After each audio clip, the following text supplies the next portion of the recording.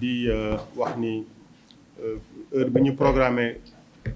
la conférence de presse dafa waroon tombé ak ñu def la remise des clés d'une école primaire yoo xam dañoon yokk salle de classe yi moo indi ce décalage là donc ñu ngi ciy jégalu baax a baax di wax ni bi ñu ñëwee ci maire yi ba léegi c'est la première fois ñu am une rencontre une communication ouverte avec la presse parce qu'on avait jugé nécessaire que dinaa def amul njëriñ def ba noppi wax ni def nañu moo am solo moo waraloon sur les 9 ou presque désormais 10 mois on n'a fait aucune communication ouverte lii moo ko waraloon. Ensuite am na période boo xam ni aussi boo defoon communication dañuy wax ni day def politique parce que la période qui a précédé les élections am na chantier yu rëy yoo xam ne dañ cee nekkoon mais buñ ci yëkkati woon benn kàddu rek les politiciens yi danañ wax ni dafa bëgg a politiquer maire bi alors que ñun ragaluñu li ñuy def mën nañ ko ak le conseil municipal xam nañ ko te ñeme nañ ko moo tax on a dit nañ tànn beneen moment boo xam ni amul benn préoccupation politique ñun danañ def suñu communication wax fi ñu jóge wax fi ñu jëm wax li ñuy xaar wax aussi ñun suñu bopp li ñuy xaar ci suñu citoyens yi nga xam ne ñoo dëkk ci commune Thiès Nord parce que am na changement yu bëri yoo xam ne bëgg nañ koo andi pour yóbbu commune fi ñu ko bëgg a yóbbu donc li moo nekkoon suñu propos introductif kilifa yi xam nañu préfet xam na sous préfet xam na am na loo xam ne même gouverneur mi ngi ko bëgg a def fan yi ñëw ci marché bi mais ñun dañ ne ñun on est dans les solutions définitives structurelles maanaam laal solution suba problème bi ñëwaat fasuñu ko yéene moo tax on marche étape par étape li ñu njëkk a def indi ay panneaux de signalisation teg boo léegi kenn du ne gisuñu panneaux de signalisation yi ndax par exemple ñu ngi fi bëgg a def ay weer nag dem nañu wuti ay sabots am nañ quasiment une trentaine de sabots 32 sabots yu ndaw ak 10 sabots yu mag pour ay camions d'accord dañuy ñëw teg on n'a pas le personnel pour def liggéey boobu on n'a pas le personnel on a cherché des motos xam lu ñu bëgg après les agents de la municipalité vont faire les rondes dans le marché vont faire des rondes dans la commune fépp fu am construction ñu xool ndax ci espace public la ko def ñu xool ndax am na autorisation de construire ñu xam na nga maanaam une police des sols et de l'occupation de l'espace on veut mettre ça en place 8 motos la ñu am pour ça ak ay tricycles pour matériel bu ñu récupérer mën ko indi ci suñu fourrière tranquillement chaque trimestre ñu liggéey ak waa GMI ak les autorités pour que police ñoo jàppale ñu pendant 1 mois sur l'assainissement des rues mbedd yi ñu jëlaat ko moomaat ko oto di fi jaar nit ñi mën fay liggéey ñi ci toog di togg wala ñi ci toog di jaay bàyyi ko waaye nag doo leen dàq te leen wutal foo leen dugal moo tax on a travaillé sur un projet en PPP pour reconstruire le marché central sur 3 niveaux c'est 1310 cantines ci suuf am na ay cantines 4 mètres carrés wala 5 mètres carrés j'ai dit ñun on ne mettra pas de cantine bu 5 mètres carrés parce que il faut que aussi ñu respecter les commerçants nit mënul nekk ci bërëbu liggéeykaayam bu tëddee ci biir cantine am ay tànkam nekk ci mbedd mi mënut a nekk on a dit minimum il nous faut 6 mètres carrés 8 mètres carrés ak 12 mètres carrés mooy cantine yi ñuy defar 1310 lañ ciy defar mais ci biir am na salle de sport am na ay salle de prière am na ay postes de police ci biir ak les caméras de surveillance et ci biir am na cinéma ak salle de jeu pour les enfants am na salle de conférence et tout ce qu'il faut mooy le projet on l'a discuté on a signé ba noppi il reste les derniers réglages qu'on a fait le préfet est au courant le sous-préfet est au courant les commerçants sont au courant tout le monde est informé ce qu'on attend de faire c'est juste une dernière validation qu'on attend pour démarrer ce projet-là et à côté il a parlé de marché aux poissons en réalité ce n'est pas un marché aux poissons que nous construisons j'ai dit c'est un marché aux frais sur le commune Fall dañoo jënd benn titre foncier on l'a acheté sur la RSE de celui qui est en train de faire le PPP avec nous parce que c'est un projet de 1,9 milliard maire bi amu ko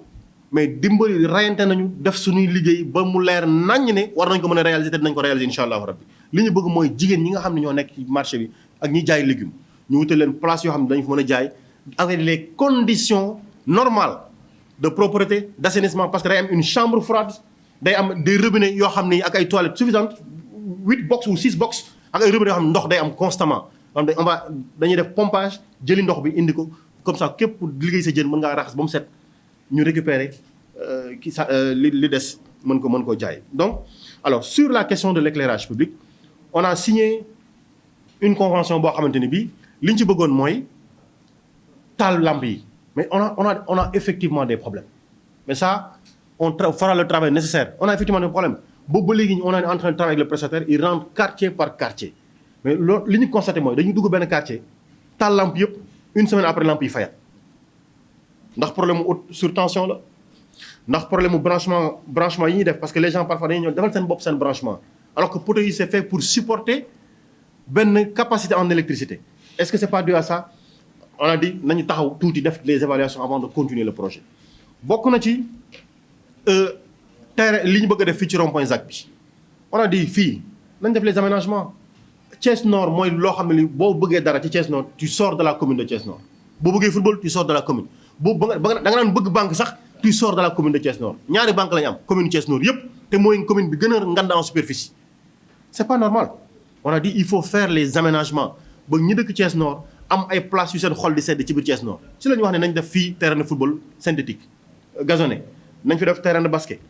nañ fi def glacier nañ fi def restaurant nañ fi def lépp def fi parcours sportif en respectant l'environnement en ayant toutes les autorisations pour pouvoir l'exécuter. On est en train de faire là-dessus. Le poste de santé de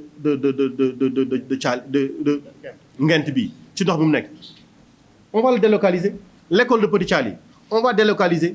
et on va construire également, on va faire les aménagements nécessaires. Marché Ngelaw, marché abattoir, tout ça yëpp on est en train de ils doivent exécuter parce qu'on a passé les opérations. Et je peux vous dire une chose année bii sur l'intégralité kii moo yor cellule de passation des marchés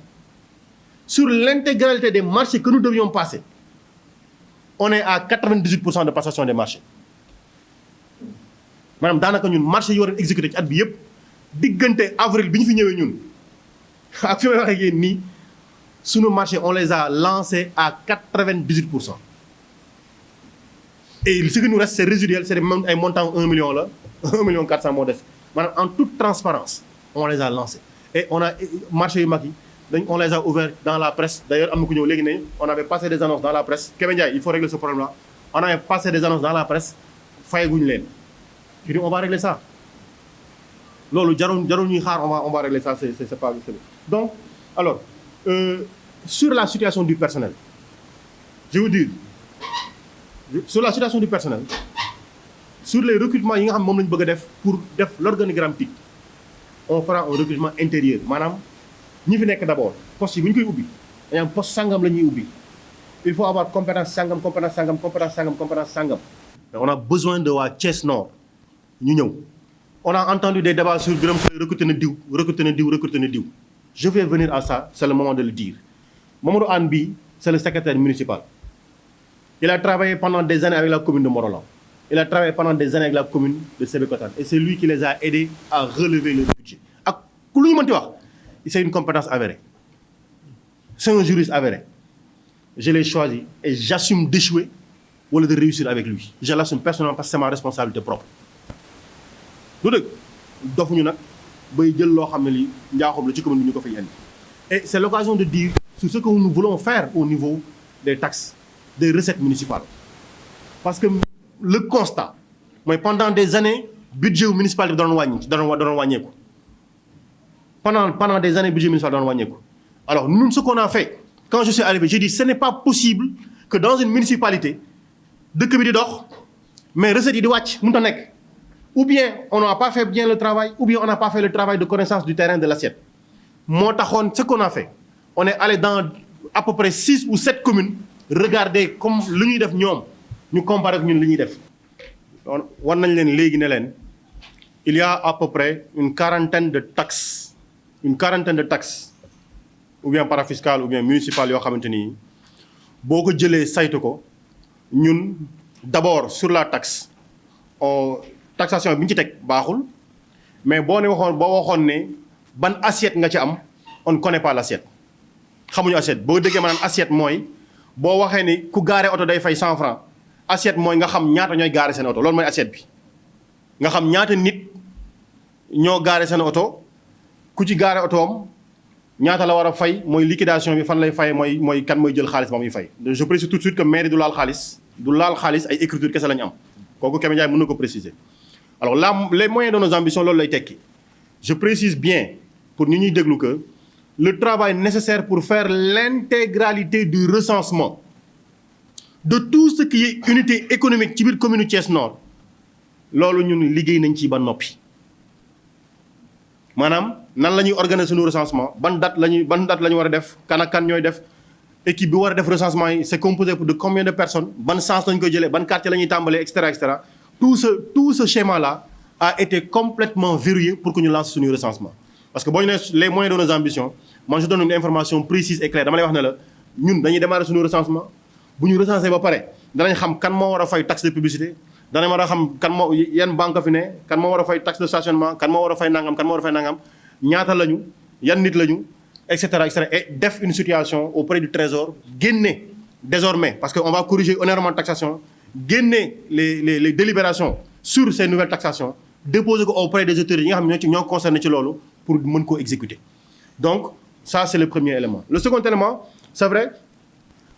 les moyens de nos ambitions bokk na ci les niches de taxation les niches yi nga xam ne bi par exemple je donnerai benn exemple tout simplement li nga xamante ni bii Sénélec war na ko di verser commune Thiès Nord sur la taxe sur la consommation de l'électricité dafa jógee 57 millions xaw ma di wàcc ba di wàcc ba 18 millions. Il nous faut comprendre dans une situation contradictoire lan moo waral loolu parce que les compteurs d'électricité kenn du ne dañ ko buddi demuñu ak moom donc ñu ngi fi bokk na ci la taxe sur la consommation sur les consommations d'eau SDE li ñu war a jox est-ce que ñu ngi ñu koy jox est-ce que et cetera donc ñun il nous faut faire ce reporting là et après exécuter nos projets en fonction effectivement des moyens donc parce que le budget qu'on va voter c'est recettes dépenses c'est crédits alloués donc les engagements qu'on va faire loolu la mais je dis on a constaté par exemple ci at bi le débat qu'il y a eu sur les fonds de dotation et les fonds de concours état tardel na ko mais vous avez vu nous on a essayé d'avancer et on a avancé sur énormément de sujets bu état ñëwee xayrun bu ñëwul ñun la ñu mën a def daañu ko jima def c'est vrai lam ñu waroon a jox am na lu bari lu ñu ci gàlloon moo ko tardel et ça c'est il n'y a pas d'explication parce que les fonds de concours et les fonds de dotation étaient payés au mois de mars dana fekk mu yegg ci biir commune yi ils l'ont gardé jusqu'à ce mois-ci et instant bi képp ku jot sa fonds de concours wala sa fonds de dotation boo lancé sa marché bu la doon gars yi doon dàq ci biir les CMO di nga am jafe-jafe mooy les conditions minimales yi ñu war a satisfaire pour bénéficier du paquet di nga ci am problème maanaam état nous met dans une situation boo xamante ne bi képp ku anticiper wul di nga am ay jafe-jafe ñun nag bi ñu comprendre ni état daf ñu bëgg a sonal on avait anticipé sur tout ce travail là bu ñëwee fekk na ñun suñuy opération génn suñuy loxo on a tout lancé am na ñoo xam ni ils étaient en train de demander au ministre des finances bërki démb que nañ leen yokkal délai yi pour ñu mën a exécuter pour éviter d'avoir ces contraintes là donc mais nous ça ne va pas nous empêcher de travailler alors sur Médina Fall je peux vous dire tout de suite député bi ngay wax ci Médina Fall je vais tout de suite ouvrir mon téléphone je vais vous dire tout de suite alors il y a 1 heure de temps Mame Birame il y a 1 heure de temps j'ai appelé Seydou l'UCG pour lui dire Kër Cheikh ak Médina Fall moo am problème bi ça fait juste 1 heure de temps gis nga ñun on ne fait pas de gestion di bàyyi di fàtte on est au taquet tous les jours sur les préoccupations mën na sotti tout de suite ñu gis résultat bi mën na yéex mais jamais du yéexee ci ñun ba li ma lay wax nii je vais donner le numéro de Sey nga woo ko laaj ko est-ce que le maire vous a appelé pour la situation de Médina Fall tout de suite il y a juste 1 heure de temps ci laa koy def rappel bi di nga xamal